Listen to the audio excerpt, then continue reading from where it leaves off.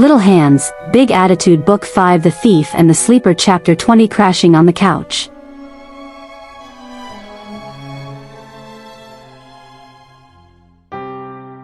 Maddie hadn't been expecting the back door to open, but even less to see Silver limping his way inside, supporting a dark hedgehog on one side and Sonic on the other. Boys. Hi, Miss Maddie. Silver mumbled, his feet beginning to drag and his eyes beginning to roll back. Knuckles rushed forward and caught Silver as he collapsed, Sonic and the other hedgehog catching themselves on the back of the couch. Silver, are you wounded? I do not see blood. Is it internal? Your sister will have my head if you are harmed. Silver blinked, staring blankly up at the ceiling. I just need to. Oh, I feel nauseous. I'll get a bucket. Tails announced, hurrying to the kitchen. Maddie overlooked the trio as she closed the back door behind them. Silver was swallowing hard to keep from vomiting on their floor. Sonic's left arm was limp at his side and clearly out of the socket at the shoulder, and the third. It must have been Shadow. Black with red streaks, he almost looked like how she'd imagine Obsidian to look as a teenager, if not for the red versus blue. He looked fatigued, and like Rouge had mentioned, he was favoring his left leg, barely putting any weight on it. Hi, Mom. Sonic sighed, limping around the couch and then collapsing onto the cushions. He yelped as his arm moved, grasping it with his good arm. What in the world happened out there? Stone, Mech, Silver totaled it. Dad, Wade, and Tower are handling it, told us to come home. Well, I should hope so. Shadow hobbled his way around to the floor beside the couch, carefully sitting down and hiding behind it just a little. Help them first, ma'am. I can wait. Okay, sweetie, just sit tight, okay?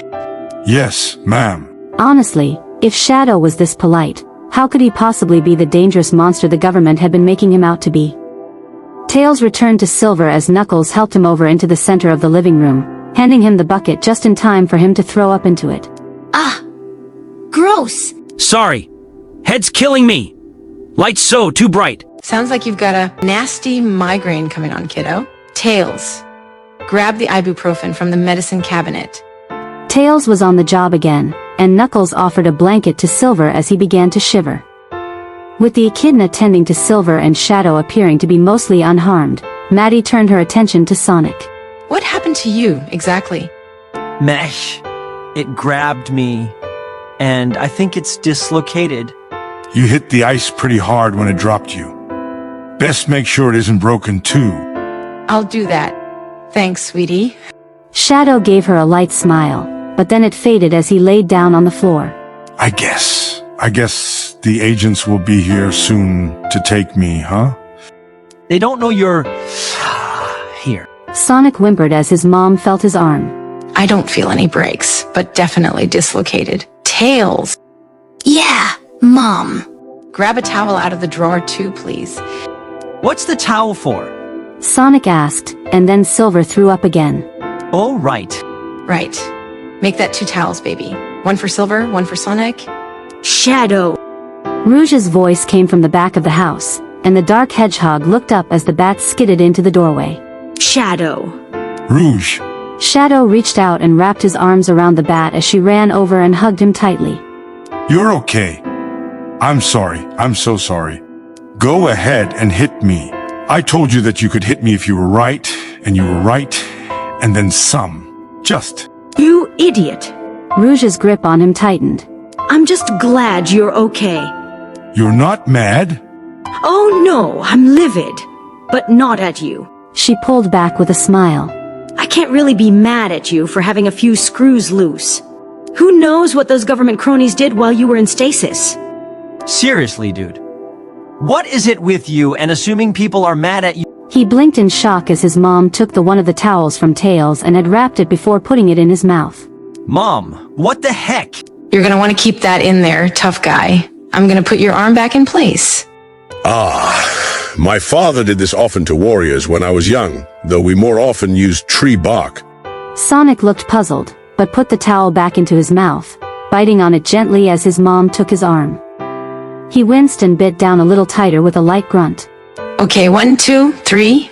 Sonic's eyes widened and his teeth clamped down on the towel hard as he whined in pain, his arm popping back into the socket with a sharp snap. Tears welled in his eyes, but he fought them back, using his good arm to pull the towel back out. Oh! Ow, that smarts! And that's why we keep our arms in their sockets where they belong. And see, She pointed to where little flecks of red were now on the towel. that could have been your tongue or some cracked teeth right now. Oh! You said you did that with bark knucks? Jeez! Anything else I need to look at? No, I'm good. Good. She looked to Silver as he managed to down the ibuprofen, though still looking a little green. He looked miserable, but there wasn't much more she could do for a migraine other than try to keep the light and sound down.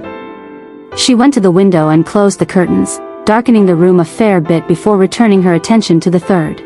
Now come here, Shadow. Let me see that leg of yours. Rouge helped Shadow to his feet and then he replaced Sonic on the couch as the blue hedgehog moved aside.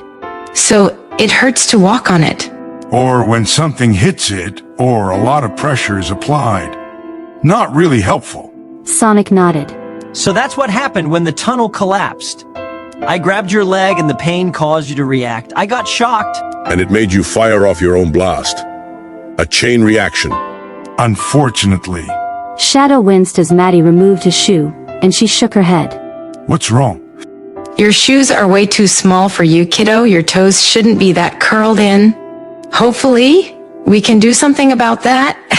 Shadow seethed as she felt his leg, her brows furrowing. Man, hurts that bad just to touch it, huh? Sorry. I'm trying to be still. It's okay, sweetie. But it's also very, very warm and swollen.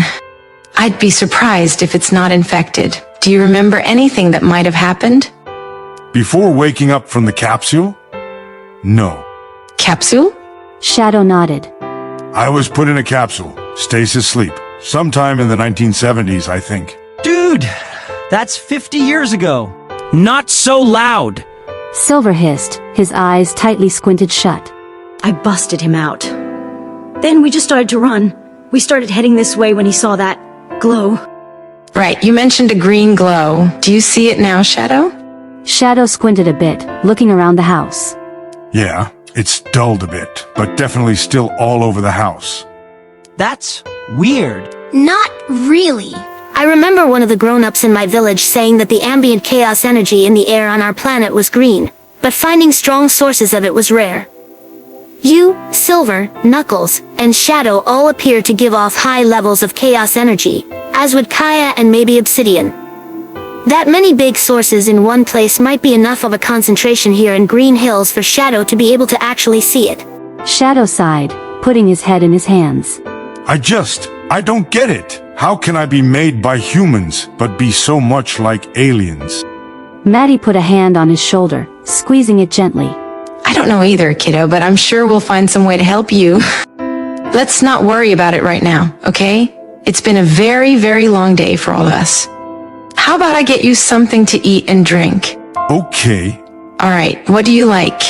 Shadow looked thoughtful for a second, and she supposed that if he was from 50 years in the past, he might be worried something he liked before wasn't around anymore.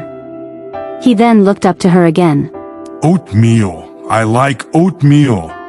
Oatmeal, I can do.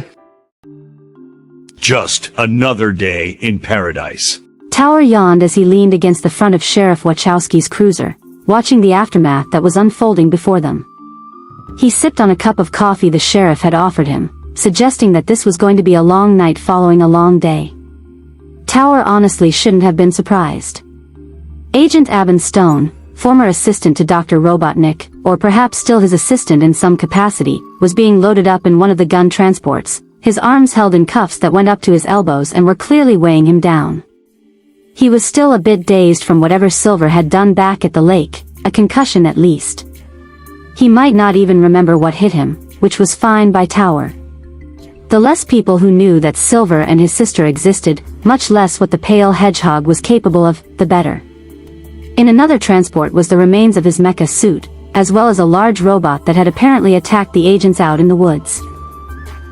A few injuries, but no casualties, and it appeared to have only been a distraction for the agents to allow Stone to sneak in on the boys without being disturbed. Thank goodness you remembered what Sonic said about the lake.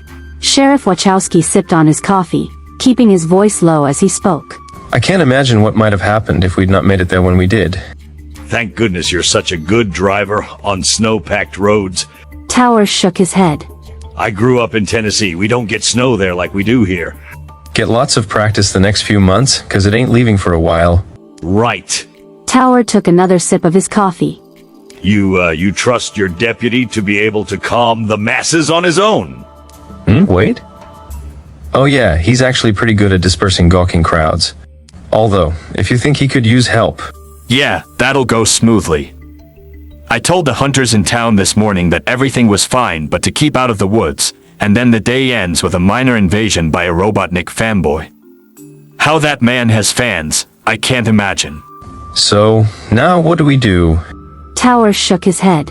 It's gonna be messy, I can tell you that. Then again, they haven't actually found him yet. Both of them sat up straighter as the other gun agents approached, cutting their conversation short. Getting coffee with the local law enforcement tower? Agent Faraday asked. Tower shrugged. Might as well. I might need their help with my assignment. And how is yours going? Classified. Another officer announced.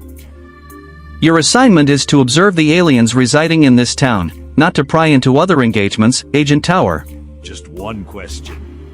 Sheriff Wachowski put his hand on his hip. Any ideas on when that engagement will get you out of my town? That remains to be seen.